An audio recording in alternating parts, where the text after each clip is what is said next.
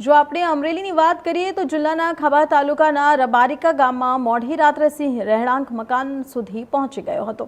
ગામના રહેવાસી રવજીભાઈ સંજેલિયા પોતાના ઘરના ફળિયામાં ગોદડું ઓઢીને સૂતા હતા ત્યારે અચાનક સિંહ તેમની નજીક આવી પહોંચ્યા હતા।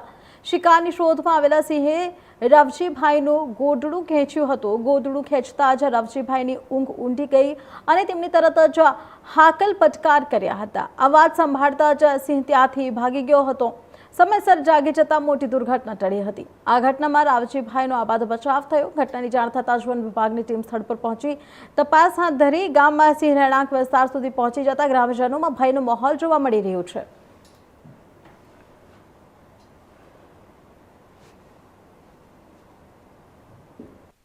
ગામ રબારિકા, તાલુકો ખાંભા અને રવજીભાઈ ઝવેરભાઈ સેંદલિયા ની ઘરે હું એનો દીકરો બોલું છું।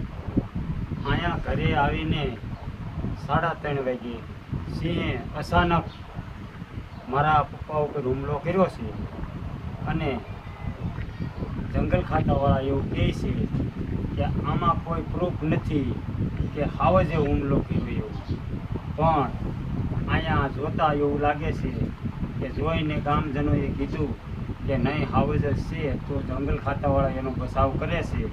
અને જંગલ ખાતાવાળાને એવું જણાવવા માગું છું કે આ હિંસક પ્રાણીનો, આ માનવભક્ષી પ્રાણીનો આ એ પાંજરે પૂરી અને સહી સલામત જગ્યાએ મૂકે। અને અમારે અહીંયા જો ઘરે હાવજ ઘરી જતા હોય, સિંહ ઘરી જતા હોય, અચાનક હુમલો કરી જતા હોય તો અમારે સીમમાં કઈ રીતે જવું, અમારી પણ સુરક્ષા જંગલ ખાતાવાળા આપે।